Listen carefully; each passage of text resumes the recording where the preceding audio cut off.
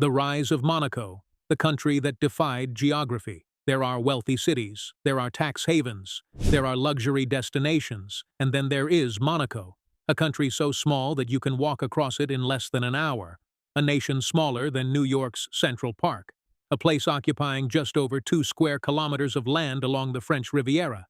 Yet, despite its tiny size, Monaco has become one of the wealthiest places on Earth, a country where luxury yachts crowd the harbor, where supercars line the streets, where penthouses sell for tens of millions of dollars, and where some of the world's richest individuals choose to call home. Today, Monaco is synonymous with wealth, the world's most expensive real estate, one of the highest concentrations of millionaires and billionaires anywhere on the planet, a playground for royalty, celebrities, entrepreneurs, and investors, a place where money, prestige, and exclusivity converge. But Monaco's existence raises a fascinating question. How did a tiny, rocky outcrop on the Mediterranean coast become one of the richest nations in human history? Because unlike many wealthy countries, Monaco possesses almost no natural resources, no oil, no significant farmland, no large industrial base, no vast territory, no strategic military power. In fact, by conventional standards, Monaco should never have become rich at all. And yet, somehow, it did. The story of Monaco is not simply a story about money. It is a story about survival, a story about reinvention, a story about a royal family that managed to hold on to power for more than 7 centuries, a story about gambling, ambition, luxury, and strategic vision, a story about transforming limitations into advantages. Because there was a time when Monaco faced extinction, a time when the principality was struggling financially, a time when its future seemed uncertain. Few could have imagined that this small Mediterranean territory would one day become the ultimate symbol of wealth. Yet through a series of bold decisions, Monaco would reinvent itself again and again, from a medieval fortress, to a struggling principality, to a casino destination, to a global center for wealth, and eventually to the richest square mile on Earth. This is the extraordinary story of how one of the smallest countries in the world became one of the wealthiest. This is the rise of Monaco. Chapter 1. A tiny principality on the Mediterranean. If you stand on a balcony overlooking Monaco today, it is easy to forget how improbable this country really is. Towering apartment buildings climb steep hillsides. Luxury yachts fill Port Hercules. Helicopters shuttle wealthy visitors between Monaco and nearby airports. Everything about the principality feels prosperous, confident, established. But geography tells a different story. Monaco should never have become a major nation. The entire country occupies just over 2 square kilometers. To put that into perspective, many international airports are larger. Some private estates owned by billionaires around the world cover more land than the Principality of Monaco itself. And yet, Monaco has managed to survive for centuries. The reason begins with location. Long before luxury yachts and Formula One races, the Mediterranean Sea served as one of the most important trade corridors in the ancient world. Empires rose and fell along its shores. Merchants transported goods between Europe, North Africa, and the Middle East. Control of strategic coastal positions often meant power, and Monaco occupied one such position. The territory sits on a rocky promontory overlooking the Mediterranean coastline.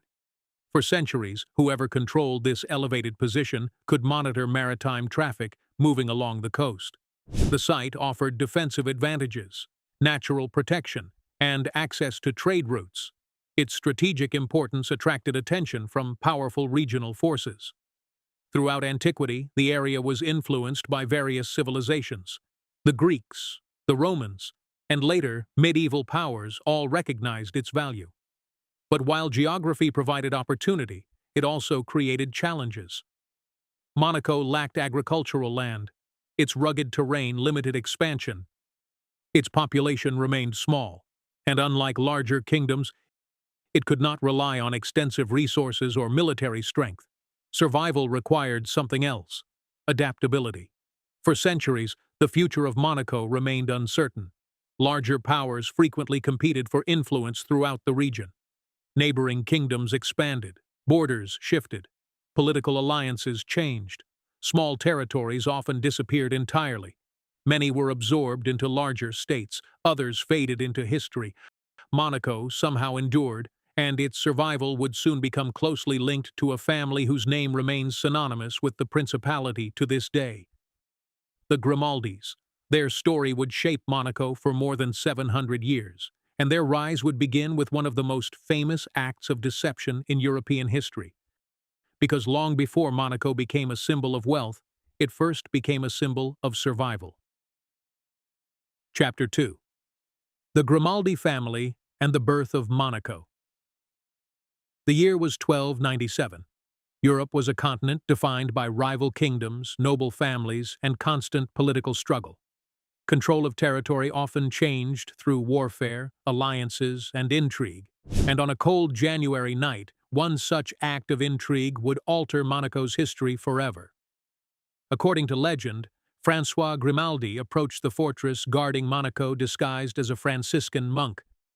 The guards, believing they were offering refuge to a religious traveler, opened the gates. Moments later, armed men hidden nearby stormed the fortress. The stronghold was captured, and the Grimaldi family's connection to Monaco began. Whether every detail of the story is historically accurate remains debated, but its symbolism endures. Even today, Monaco's coat of arms features two monks holding swords, a reminder of the event that launched one of Europe's longest ruling dynasties. For the Grimaldis, however, capturing Monaco was only the beginning. Keeping it would prove far more difficult. The centuries that followed were filled with challenges. Regional powers sought influence. Military conflicts erupted. Political alliances shifted repeatedly. At various times, Monaco found itself navigating relationships with France, Spain, and other European powers. For a small territory surrounded by larger nations, survival required careful diplomacy. Military strength alone was never enough. The Grimaldis became masters of adaptation. They understood that Monaco's future depended on flexibility, on strategic alliances, and on maintaining a distinct identity despite immense external pressure. Over time, Monaco gradually evolved from a fortified outpost into a recognized principality. Yet even as political stability improved, economic challenges remained. The country was small, resources were limited, revenue was scarce. And by the 19th century, Monaco faced one of the greatest crises in its history, a crisis that threatened not only the economy, but the survival of the principality itself. Because the world's richest square mile was once dangerously close to collapse, and the solution that would save Monaco would ultimately change its destiny forever. Chapter 3. The Crisis That Nearly Destroyed Monaco. A principality on the brink. Today, Monaco is often associated with limitless wealth. Luxury yachts, Formula One, billionaires, designer boutiques, and some of the most expensive real estate on earth. But there was a time when the future of Monaco looked anything but secure. In fact, during the 19th century, the principality faced a crisis so severe that its very survival was thrown into question. The country that would one day become one of the richest places in the world was, at one point, dangerously close to collapse. To understand why, we need to look at the political and economic realities of Europe during the 1800s. For centuries, Monaco had survived through careful diplomacy. The Grimaldi family maintained control by balancing relationships with larger powers, but survival did not necessarily mean prosperity. The principality remained small. Its economy was limited, its resources were scarce, and unlike larger nations, Monaco had few ways to generate substantial revenue. Its population was tiny, its territory was constrained, and opportunities for economic growth were minimal. The situation became even worse in the mid-19th century. Two towns under Monaco's control, Menton and Roquebrune, began pushing for independence. Both communities were economically important to the principality. Together, they represented the majority of Monaco's territory and population. Political tensions increased, local residents grew dissatisfied, and eventually, rebellion erupted. After years of conflict and negotiations, Monaco suffered a devastating blow. In 1861, A treaty with France officially transferred Menton and Roquebrune to French control. The consequences were enormous. Monaco lost nearly 95% of its territory. Most of its agricultural land disappeared. A significant portion of its population was gone, and one of its primary sources of income vanished almost overnight. For many countries, such a loss would have been catastrophic. For Monaco, it threatened the very foundations of the state. The principality suddenly found itself facing a harsh reality. It was smaller than ever, poorer than ever, and running out of options. The Grimaldi family needed a solution, fast. Without new sources of revenue, Monaco's independence itself could be at risk.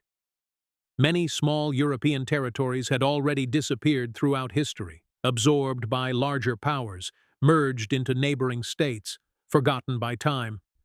There was no guarantee Monaco would avoid the same fate. Prince Charles III understood the urgency. Traditional economic activities could not generate enough income.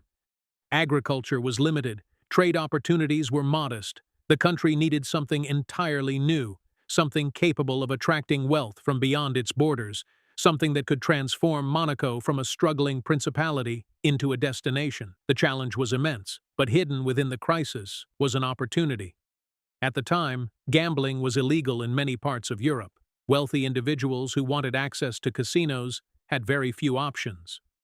A legal gaming destination could potentially attract visitors from across the continent. The idea was controversial. Some viewed gambling as risky. Others doubted that a tiny principality could compete for international attention. Yet Monaco had little to lose. And so Prince Charles III made one of the most important decisions in the country's history. He embraced the casino industry. It was a gamble in every sense of the word, but it would ultimately change Monaco forever. The plan required vision, it required investment, and most importantly, it required belief that wealthy travelers would choose Monaco over countless other destinations. At first, progress was slow. The early casino operations struggled. Transportation to Monaco remained difficult. Visitor numbers were limited. Financial success seemed uncertain. For a time, the project appeared close to failure, yet the leadership persisted. Infrastructure improved, roads expanded, railway connections increased accessibility. Gradually, wealthy Europeans began arriving, aristocrats, businessmen, members of royal families. The foundations of a new economy were beginning to emerge, and at the center of it all was a district that would soon become world famous, Monte Carlo. Named after Prince Charles III himself, Monte Carlo would become the engine that powered Monaco's transformation. A place where wealth, glamour, and exclusivity converged. A place that would attract the elite of Europe. And eventually, the elite of the entire world. The crisis that nearly destroyed Monaco was about to become the catalyst for its rebirth. Because sometimes the greatest opportunities emerge from the most desperate circumstances. And for Monaco, desperation had forced innovation. The principality had been backed into a corner. Now it was preparing to reinvent itself. The next chapter would reveal how one casino changed the destiny of an entire nation, how gambling became the foundation of modern Monaco, and how a tiny Mediterranean state transformed itself into a playground for the world's wealthiest individuals. Chapter 4. The casino that changed everything. Monte Carlo and the birth of luxury. By the middle of the 19th century, Monaco faced an uncomfortable reality. The principality was running out of options. It had already lost most of its territory. Its economy was struggling, government revenues were limited, and the future of the Grimaldi dynasty seemed increasingly uncertain. Prince Charles III understood that traditional solutions would not be enough. Monaco needed something transformative, something capable of attracting visitors from across Europe, something that could generate wealth without requiring vast amounts of land or natural resources. The answer would come from an unlikely source: gambling. Today, casinos are common around the world, but in the mid-1800s, the situation was very different. Across much of Europe, gambling faced heavy restrictions or outright bans. Governments viewed it as controversial, religious institutions often opposed it, and many wealthy individuals had few legal places to indulge in high-stakes gaming. Prince Charles saw an opportunity. If Monaco could provide what the rest of Europe prohibited, it might attract an entirely new class of visitor. The wealthy, the aristocratic, the elite. The first casinos struggled. Transportation remained difficult. Road networks were poor. The principality lacked the glamour needed to attract Europe's upper classes. Visitors simply weren't arriving in large enough numbers. For a time, the entire project seemed close to failure. Then came a man who would change Monaco forever, François Blanc. Known throughout Europe as the Wizard of Monte Carlo, Blanc was already famous in the gambling industry. He had successfully operated casinos in Germany and understood something that many others did not. People weren't simply paying for gambling. They were paying for experience, exclusivity, status, entertainment, luxury. Blanc recognized that Monaco's future depended on creating a destination, not just a casino.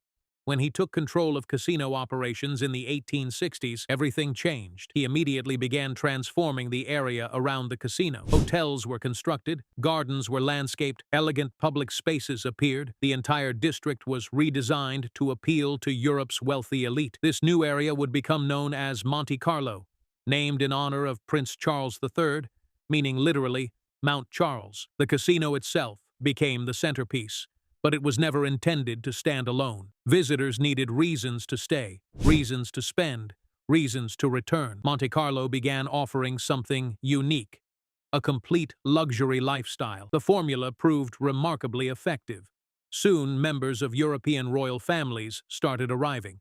Aristocrats from France, industrialists from Britain, bankers from Germany, business magnates from across the continent. Many came for the gaming tables, but they stayed for the atmosphere. Monte Carlo became fashionable, and in elite circles, fashion can be more powerful than advertising.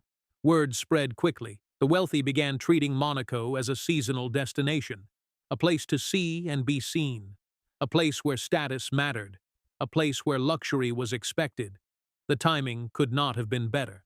During the late 19th century, Europe experienced enormous economic growth. Industrial fortunes were being created. Old aristocratic wealth remained powerful. A new class of millionaires emerged, and many were searching for destinations that reflected their status. Monte Carlo provided exactly that. As visitor numbers increased, so did revenue. For Monaco, the impact was extraordinary. Casino profits transformed government finances. The principality suddenly had resources it had never possessed before. Infrastructure improved. Public services expanded. For the first time in generations, Monaco was no longer struggling to survive. It was thriving. And then something even more remarkable happened. The government made a decision that would permanently alter Monaco's future. In 1869, Monaco abolished personal income tax for residents. At the time, the move seemed radical. Most governments relied heavily on taxation, yet Monaco's casino revenues were generating substantial income. The state no longer depended entirely on taxing its citizens. The new policy immediately created a powerful incentive. Wealthy Europeans began taking notice. Imagine being a successful industrialist, banker, or entrepreneur in the late 19th century. You could enjoy luxury, Mediterranean weather, political stability, prestige, and avoid paying personal income tax. The attraction was obvious. One by one, affluent residents began relocating. Some stayed seasonally, others permanently. Monaco was quietly becoming something far more valuable than a casino destination. It was becoming a sanctuary for wealth, a place where fortunes could be preserved, protected, and displayed. By the early 20th century, Monte Carlo had become legendary. Its casino appeared in newspapers across Europe. Its visitors became symbols of glamour. Its reputation grew beyond the gambling industry. The district represented exclusivity itself. Writers wrote about it. Artists painted it. Photographers documented it. The world's elite increasingly viewed Monaco as one of the most desirable addresses on earth. And unlike many luxury destinations that relied on temporary trends, Monaco had created something sustainable, a brand, a reputation, an identity. The casino had solved Monaco's immediate financial problems, but it had also accomplished something far more important. It had introduced Monaco to the global elite. That introduction would change everything, because over the next century, Monaco would evolve from a gambling destination into something even more powerful, a global capital of wealth, a magnet for millionaires and billionaires, a place where the world's richest individuals would compete for residency, property, and status. The casino opened the door, But the age of wealth was only beginning. Chapter 5. How Monaco became a tax haven for the wealthy, selling residency to the world's richest people. By the early 20th century, Monaco had achieved something remarkable. The casino was thriving. Monte Carlo had become a fashionable destination. European aristocrats were arriving in growing numbers. The principality was no longer fighting for survival. But Monaco's leaders understood a crucial truth. Gambling alone would never be enough. Casinos could create revenue. Tourism could generate attention. But neither guaranteed long-term prosperity. The truly transformative opportunity lay elsewhere, not in attracting visitors, but in attracting residents, specifically wealthy residents, people who would bring their fortunes, investments, businesses, and influence with them. And this is where Monaco made one of the most important strategic decisions in modern economic history, a decision that would permanently alter its future. In 1869, Monaco abolished personal income tax for residents. At the time, few could have predicted how powerful this policy would become. To understand its significance, imagine Europe during the late 19th and early 20th centuries. Industrialization was creating enormous fortunes. Factories expanded. Railways connected nations. Banks accumulated wealth. A new class of industrialists, financiers, and entrepreneurs emerged. Many became extraordinarily wealthy, and like wealthy individuals throughout history, they shared a common concern: protecting their wealth. Taxes were becoming increasingly important across Europe. Governments required revenue, social programs expanded, infrastructure projects grew, and taxation followed. For wealthy individuals, preserving capital became a major consideration. Monaco offered something unique: political stability, Mediterranean weather, luxury, prestige, and no personal income tax. It was a powerful combination. Gradually, affluent Europeans began relocating. Some established permanent residences, others spent significant portions of the year in the principality. Either way, their money arrived with them. And as more wealthy residents settled in Monaco, a fascinating economic transformation began. The country started attracting not only fortunes, but industries designed to manage those fortunes. Private banks opened offices, financial advisors arrived, investment managers established operations, law firms specializing in wealth preservation expanded. An entire ecosystem emerged around serving affluent clients. Monaco was evolving. The casino had introduced the world to the principality. Now financial services were helping secure its future. The strategy proved incredibly effective. As wealth accumulated, Monaco's reputation strengthened. And reputation matters enormously when attracting the ultra-rich. Wealthy individuals rarely choose locations based solely on economics. They choose environments, communities, social circles, prestige, status, and Monaco offered all of those things. Living in Monaco became a statement, a signal of success, a symbol of exclusivity. The principality was becoming one of the most desirable addresses in the world. The psychology behind this transformation is fascinating. The wealthy are often drawn to places where other wealthy people already live, not simply because of tax advantages, but because wealth tends to concentrate. Business opportunities increase, networks expand, social status rises. The presence of affluent residents attracts even more affluent residents. The process becomes self-reinforcing. Monaco benefited enormously from this dynamic. Every new millionaire increased the country's appeal. Every billionaire strengthened its reputation. Every high-profile resident generated publicity. Over time, the principality developed something that cannot easily be replicated: a global brand. And unlike casinos or hotels, a brand becomes more valuable with time, especially when it is associated with exclusivity. By the second half of the 20th century, Monaco had become a magnet for wealth. Business leaders arrived from across Europe. Investors relocated assets. Entrepreneurs established residences. Members of royal families maintained homes. Celebrities purchased property. The world's elite increasingly viewed Monaco as one of the safest and most prestigious places to preserve wealth. And then something remarkable happened. Monaco began running out of space. Unlike larger countries, the principality could not simply expand outward. Its borders were fixed. The Mediterranean Sea surrounded one side. France surrounded the other. Every square meter became increasingly valuable, and basic economics began taking over. Demand continued rising. Supply remained limited. Property prices exploded. The world's wealthiest individuals competed for a finite amount of real estate. As a result, Monaco gradually became home to some of the most expensive property on Earth. Apartments that might seem ordinary by billionaire standards elsewhere commanded extraordinary prices.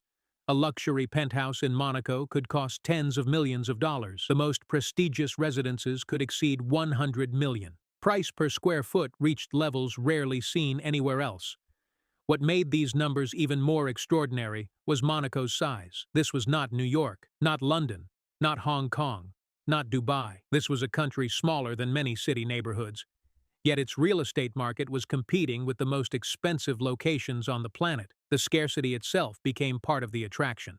Owning property in Monaco meant joining an exclusive club, a community defined by rarity, and rarity creates value. Today, some estimates suggest that roughly one-third of Monaco's residents are millionaires, a figure almost unimaginable anywhere else in the world. Yet perhaps the most impressive achievement is how Monaco accomplished all of this. Without oil, without vast natural resources, without a large population, without major industry. Instead, Monaco built an economy around trust, stability, prestige, and wealth preservation. The casino may have saved Monaco, but attracting the world's wealthy transformed it. The principality had evolved from a gambling destination into something much more powerful, a global sanctuary for wealth. And as wealth accumulated, Monaco's influence continued growing. Soon, the principality would become associated not just with money, but with glamour, celebrity, royalty, Formula One, and one of the most famous love stories of the 20th century. Because Monaco's next transformation would be driven by image, and no one helped shape that image more than a Hollywood actress who became a princess. Chapter 6. The arrival of billionaires, celebrities,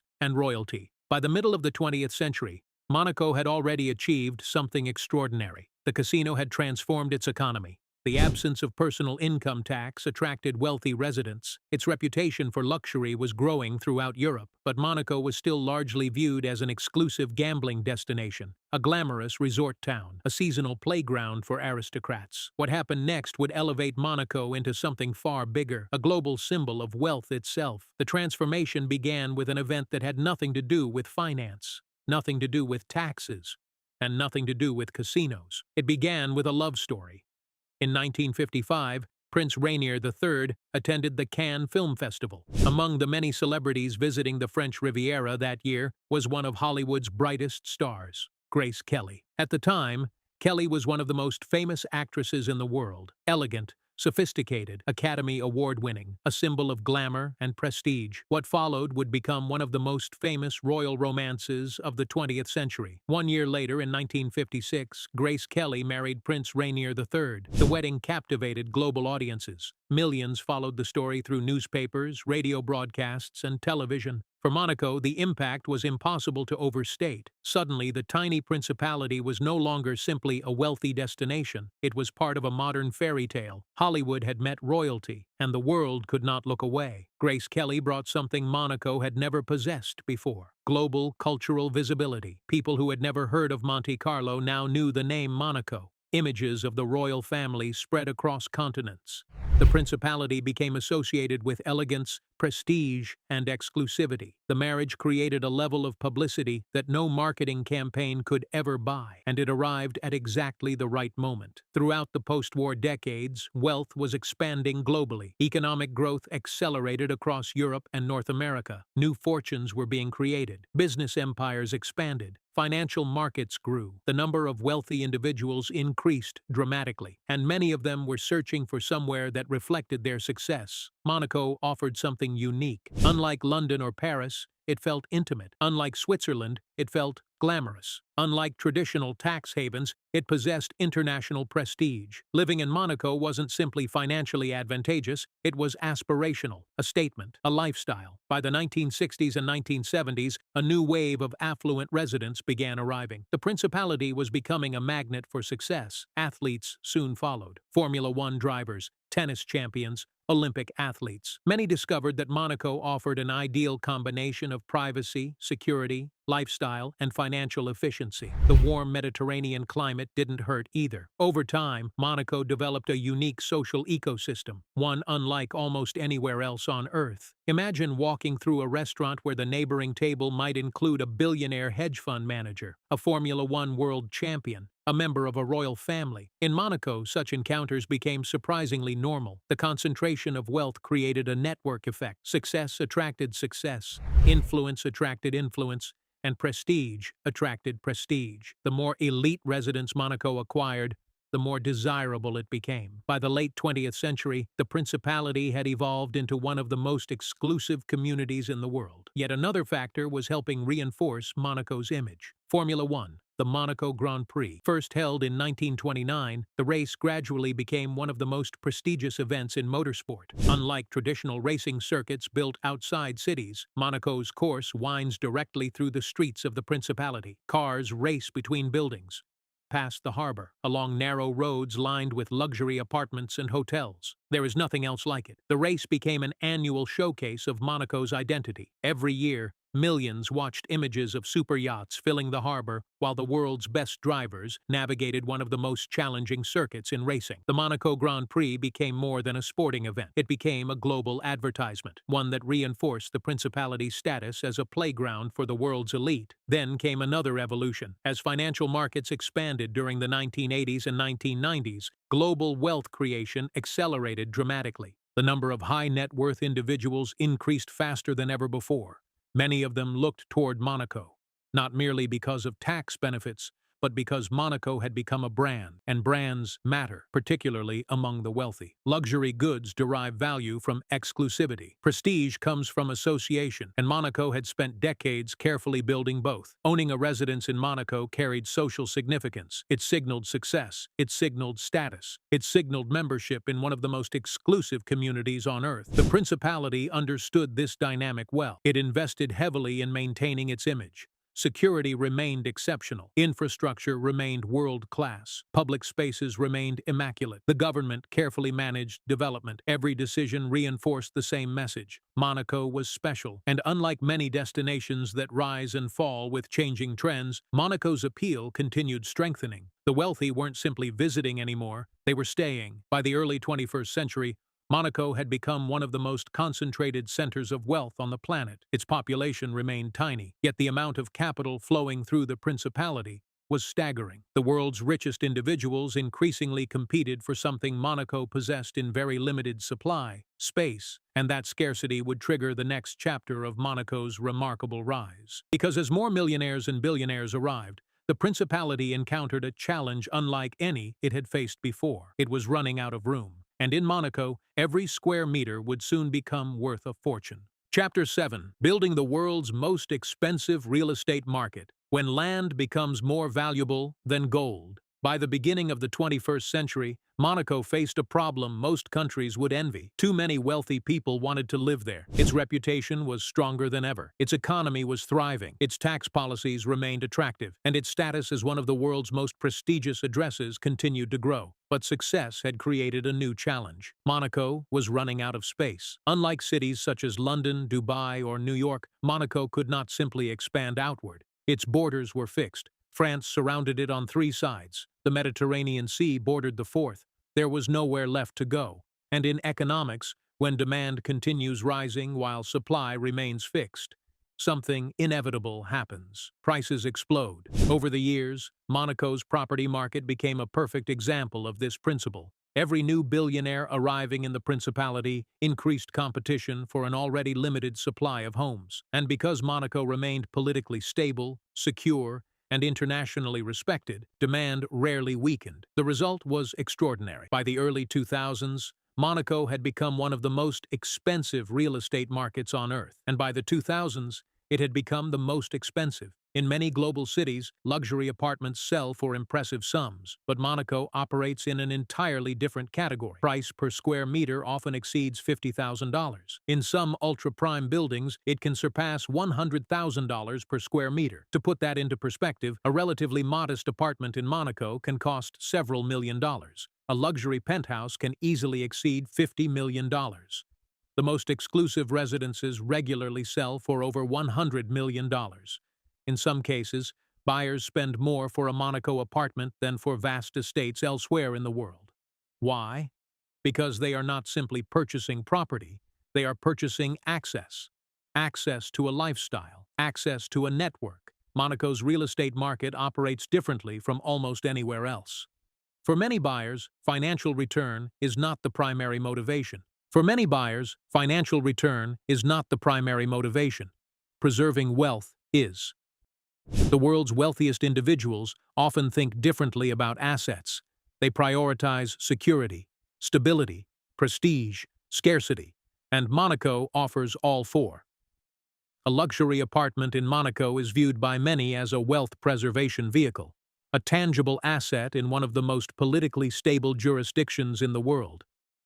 A residence located in a country with limited land and enormous demand. In many ways, Monaco's real estate has become its own form of currency, and because the supply is so limited, scarcity continues driving prices upward. Yet Monaco's leaders refuse to accept physical limitations as permanent barriers. Throughout its history, the principality survived by finding creative solutions to difficult problems. The housing shortage would be no different. If there was no land available, Monaco would create new land. This idea sounds almost absurd, but by the early 21st century, it had become reality. The principality began expanding into the Mediterranean Sea. Large-scale land reclamation projects allowed Monaco to increase its territory beyond its natural coastline. The concept was similar to projects seen in places like Dubai, Singapore, and Hong Kong. But Monaco's approach was unique. Every square meter carried extraordinary value. The most ambitious example is the Portier Cove development, also known as Mariterra, a massive engineering project built directly into the Mediterranean. Created through years of planning, environmental studies, and construction, the district effectively added an entirely new neighborhood to Monaco. Luxury residences, public parks, retail spaces, waterfront promenades, all constructed on land that did not previously exist.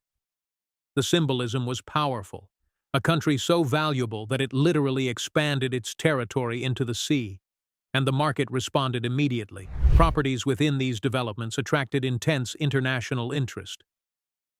Wealthy buyers competed for opportunities. Developers recognized the demand. Investors saw long-term value. The cycle continued. Yet, the story of Monaco's real estate is not merely about numbers. It is about identity. Over time, property ownership became intertwined with Monaco's brand. Certain buildings achieved almost mythical status: residences overlooking Port Hercules, penthouses with views of the Mediterranean, apartments overlooking the Formula One circuit. For many wealthy individuals, owning property in Monaco became a symbol of achievement, a trophy asset, a statement.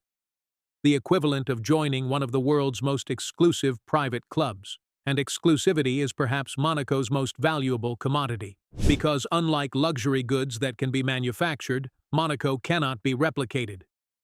There is only one Monaco, only one Monte Carlo, only one harbor filled with super yachts beneath a skyline of luxury residences. This uniqueness continues attracting wealth generation after generation. Today, estimates suggest that roughly 1 in 3 residents is a millionaire. A concentration unmatched almost anywhere else in the world. Some of the planet's wealthiest families live within walking distance of one another. The density of capital is extraordinary. In many ways, Monaco has become a living experiment in wealth concentration, a tiny territory where the world's financial elite have gathered in remarkable numbers. Yet while property and wealth transformed Monaco economically, another challenge remained. How could such a small country remain relevant in a changing world?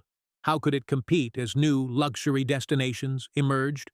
How could it preserve its exclusivity while adapting to modern realities?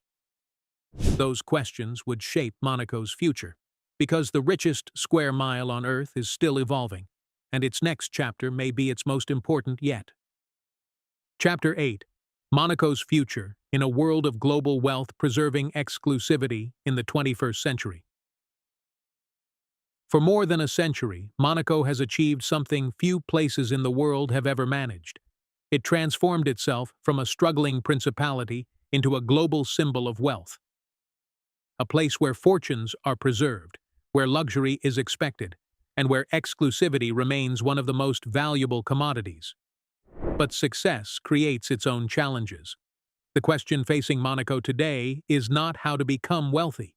The question is how to remain relevant in a world that is changing faster than ever before. Because the global competition for wealth has intensified. When Monaco abolished income tax in the 19th century, there were very few alternatives. Today, wealthy individuals have options. Dubai, Singapore, Switzerland, the Cayman Islands, the United Arab Emirates, and numerous other jurisdictions now compete for affluent residents and global capital. Many offer favorable tax structures, world-class infrastructure, luxury lifestyles, and access to international markets. In some ways, the competition has never been greater.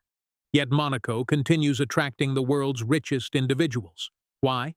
Because Monaco offers something many competitors cannot easily replicate: history, prestige, and trust. The world's wealthy often think in generations rather than years. They are not simply looking for low taxes. They are looking for stability, security, reputation, and predictability. Monaco has spent more than a century building exactly those qualities. For many wealthy families, moving capital is easy. Moving trust is much harder. And trust has become one of Monaco's greatest assets. The principality remains politically stable. Its legal framework is well established. Crime rates are among the lowest in the world. Its government maintains a reputation for consistency, and its international image remains remarkably strong. These factors continue attracting high-net-worth individuals from across the globe. Yet Monaco's future is not simply about maintaining existing advantages. It is also about adapting, because the next generation of wealth looks very different from the previous one. The billionaires of the 20th century were often industrialists, manufacturers, bankers, shipping magnates, property developers. The billionaires of the 21st century increasingly come from technology, artificial intelligence, software, digital finance, venture capital, and global entrepreneurship. They are younger, more mobile, more international, and their expectations are changing. Monaco understands this. Over recent years, the principality has actively worked to modernize its economy. While finance and luxury remain central, Monaco has also invested in technology initiatives, innovation programs, and sustainable development. The goal is clear: attract the next generation of wealth without losing the characteristics that made Monaco successful in the first place. This balancing act is not easy, because one of Monaco's greatest strengths is exclusivity, and exclusivity is difficult to scale. The principality cannot dramatically increase its population. It cannot endlessly expand its territory. It cannot become a mass-market destination. Its appeal depends, in part, on remaining rare. This creates a fascinating paradox. Monaco must grow economically without growing physically, a challenge few nations ever face. One solution has been innovation in urban planning. Projects like Maritera demonstrate how Monaco continues expanding carefully into the Mediterranean. But even these developments are limited. Every new district must align with the principality's long-term vision. Every square meter matters, and every project is scrutinized. Because Monaco's greatest resource is no longer gambling, or tourism, or even finance, it is scarcity. Scarcity drives demand, scarcity creates prestige, scarcity preserves value, and Monaco may be one of the rarest products in the global luxury market. Another challenge comes from sustainability. Modern wealth increasingly values environmental responsibility. Investors are paying closer attention to climate issues. Governments face pressure to reduce emissions. Consumers expect greener solutions. Monaco has responded by pursuing ambitious environmental initiatives, marine conservation programs, renewable energy projects, sustainable construction practices, electric transportation systems. The principality recognizes that future luxury may look different from the luxury of the past. Tomorrow's wealthy residents want both prestige and sustainability. Monaco intends to provide both. Technology also presents opportunities. As remote work becomes more common among entrepreneurs and investors, location matters differently than it once did. People can increasingly manage global businesses from almost anywhere. For Monaco, this trend may be advantageous. If geography becomes less important for work, lifestyle becomes more important. Few places offer Monaco's combination of climate, security, prestige, and quality of life. The principality is well positioned to benefit from this shift. Yet perhaps the greatest advantage Monaco possesses is its ability to evolve. Throughout its history, the country has repeatedly reinvented itself. When territory was lost, it found a new economic model. When finances weakened, it embraced tourism and gaming. When gambling alone was insufficient, it attracted wealth. When wealth created demand for property, it expanded into the sea. Each challenge produced innovation. Each obstacle created opportunity. And that pattern continues today. The future of Monaco will almost certainly look different from its past. New industries will emerge, new technologies will reshape economies, new generations of wealth will arrive. But the fundamental principles that built Monaco are unlikely to change. Exclusivity, stability, prestige, adaptability. These qualities transformed a tiny Mediterranean principality into the richest square mile on Earth, and they may be the very qualities that ensure its success for generations to come. Chapter 9. The Hidden Economy of Monaco. How a tiny country generates billions. When most people think about Monaco's wealth, they immediately picture the Monte Carlo casino. The image has become inseparable from the country's identity. For more than a century, films, magazines, and travel documentaries have portrayed Monaco as a glamorous gambling destination where fortunes are won and lost beneath crystal chandeliers. But while the casino may have saved Monaco in the 19th century, it is no longer the primary engine behind the principality's extraordinary prosperity. In fact, if the casino disappeared tomorrow, Monaco would still remain one of the wealthiest places on Earth. The real source of its wealth lies in something far less visible but far more powerful. Behind the luxury boutiques, waterfront restaurants, and gleaming apartment towers exists a sophisticated financial ecosystem designed specifically to serve the world's wealthiest individuals. Monaco has become one of the premier destinations for wealth management, private banking, investment advisory services, and family offices. These institutions quietly oversee billions of dollars in assets belonging to entrepreneurs, investors, royalty, celebrities, and multi-generational family dynasties. While tourists admire the yachts in Port Hercules, financial professionals throughout the principality are helping clients preserve and grow fortunes that span continents. This transformation did not happen overnight. As Monaco attracted more affluent residents during the 20th century, demand grew for specialized financial services. Wealthy individuals required experts capable of managing international investments, navigating complex legal structures, and planning the transfer of assets across generations. Private banks began establishing offices. Investment firms followed. Tax specialists, attorneys, accountants, and wealth advisors arrived soon after. Over time, an entire industry emerged around serving the unique needs of high-net-worth individuals. What makes this system particularly effective is the concentration of wealth within such a small area. In many global cities, financial professionals are spread across vast metropolitan regions. In Monaco, everything exists within walking distance. A billionaire can meet with a private banker in the morning, consult a legal advisor over lunch, and discuss investment opportunities with a wealth manager in the afternoon without ever leaving the principality. The convenience is remarkable, but so is the network effect. When so many wealthy individuals live close together, opportunities multiply, relationships form, investments are made, partnerships emerge. The concentration of capital creates momentum that continuously attracts more capital. This hidden economy rarely appears in travel brochures. Tourists come for the glamour, but the people who choose to live in Monaco often stay because of the financial infrastructure.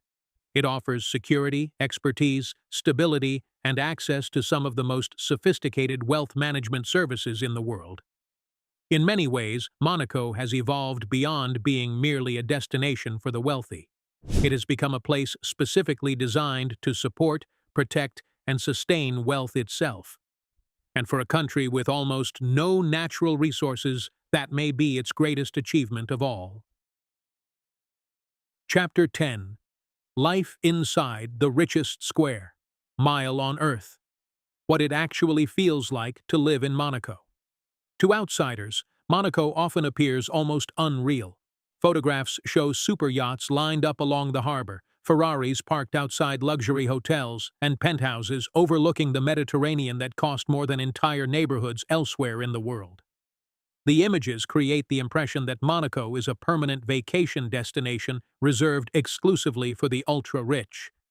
But beyond the headlines and social media posts lies a different reality.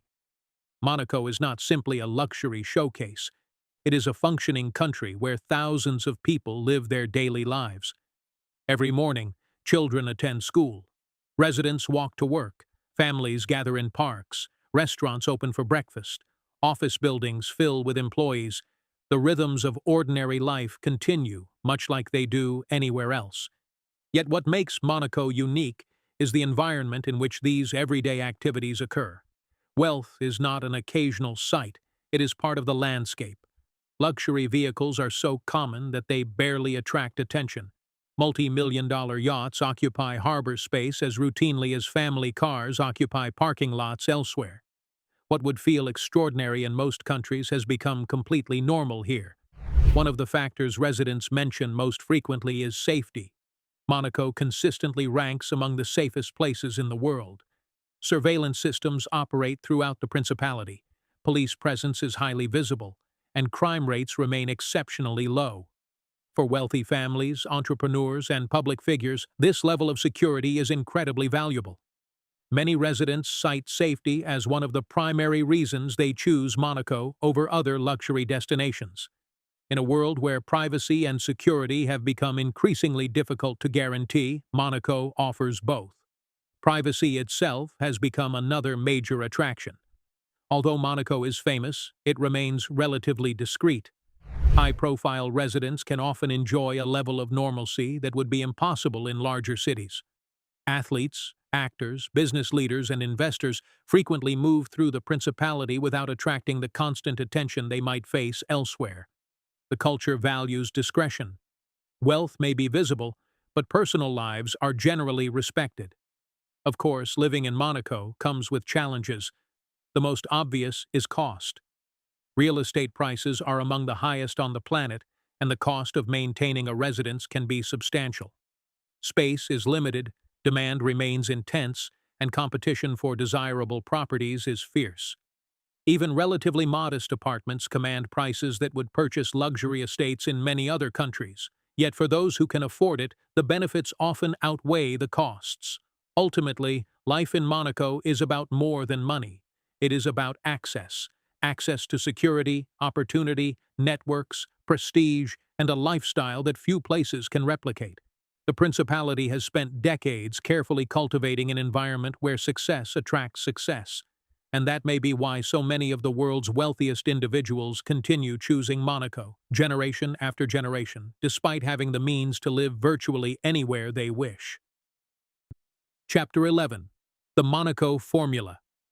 What the rest of the world can learn from the richest square mile on Earth. For most of human history, wealth and power have been associated with size. The largest empires controlled the most territory. The strongest economies possessed the greatest natural resources. The most influential nations often commanded enormous populations and vast military capabilities.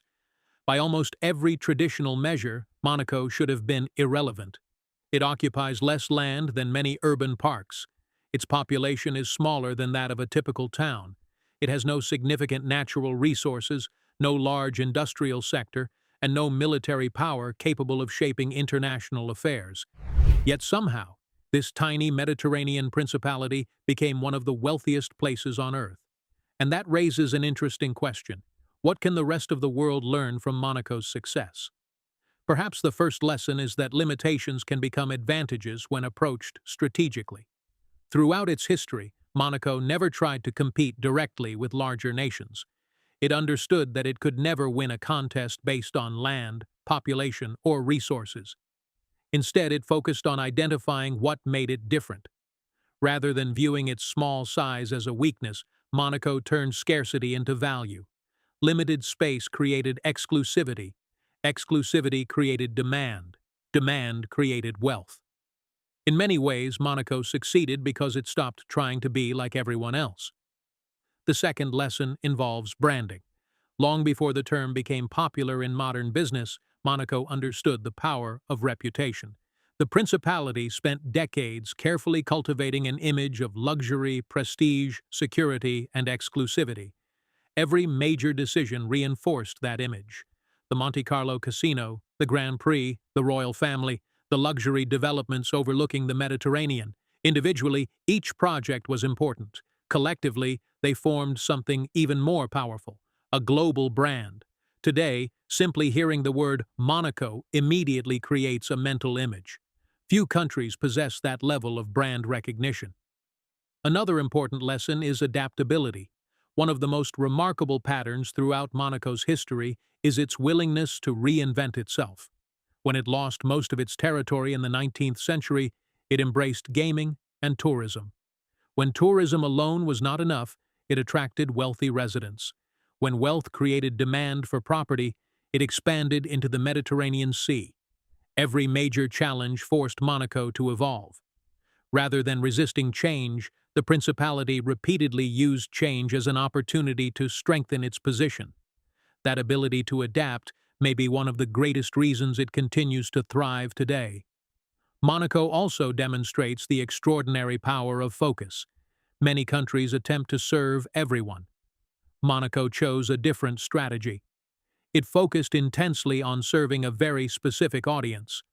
Wealthy individuals seeking stability, security, lifestyle, and prestige. Every policy, infrastructure project, and development was designed with that audience in mind. Whether one agrees with the model or not, its effectiveness is difficult to deny. The richest square mile on Earth.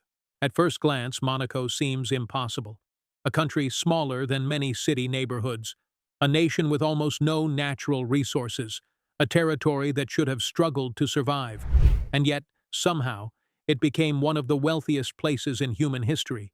Its rise was not inevitable, it was not guaranteed, and it certainly was not accidental. The story of Monaco is ultimately a story of strategic reinvention. From a medieval fortress overlooking the Mediterranean, to a struggling principality facing economic collapse, to the glamorous world of Monte Carlo, to a global sanctuary for wealth, Monaco repeatedly adapted when circumstances demanded change. Its leaders understood something that many larger nations never fully grasped. Success is rarely about size.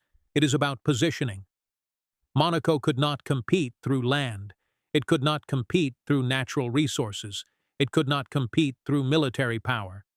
So it competed through exclusivity, through reputation, through creating an environment that the world's wealthiest people desired. Over time, that strategy transformed an overlooked principality into a global icon.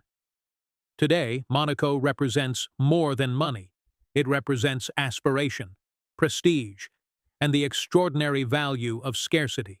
Because in a world where almost everything can be replicated, expanded, or reproduced, there is still only one Monaco, only one Monte Carlo, only one harbor filled with super yachts beneath the cliffs of the French Riviera. And perhaps that is the true secret behind Monaco's rise. The principality never tried to become larger. It focused on becoming more valuable, and in doing so, it achieved something remarkable. It became the richest square mile on Earth, a tiny country with a global reputation, a place where wealth, history, and ambition converge, and a reminder that sometimes the smallest places can leave the biggest mark on the world. And perhaps that is what makes Monaco so fascinating. Its success challenges many of the assumptions we make about power and prosperity. Throughout history, nations have measured strength through territory, population, natural resources, or military influence. Monaco possesses none of those advantages in significant quantities. It cannot rely on vast oil reserves, sprawling farmland, or a massive domestic market. Yet by understanding its limitations better than most countries understand their strengths, Monaco created a model that turned scarcity into opportunity. Every decision, from the casino at Monte Carlo to its tax policies and luxury developments, was part of a larger strategy to become indispensable to a very specific audience, the world's wealthiest individuals. As the global economy continues to evolve and new centers of wealth emerge across the world, Monaco's story remains a remarkable lesson in adaptation. It proves that size alone does not determine significance and that influence can be built through vision rather than scale. More than 7 centuries after the Grimaldi family first captured a rocky fortress overlooking the Mediterranean, the principality they fought to preserve has become something few could have imagined, a tiny nation recognized in every corner of the world. Not because it became the largest, not because it became the most powerful, but because it became the most valuable.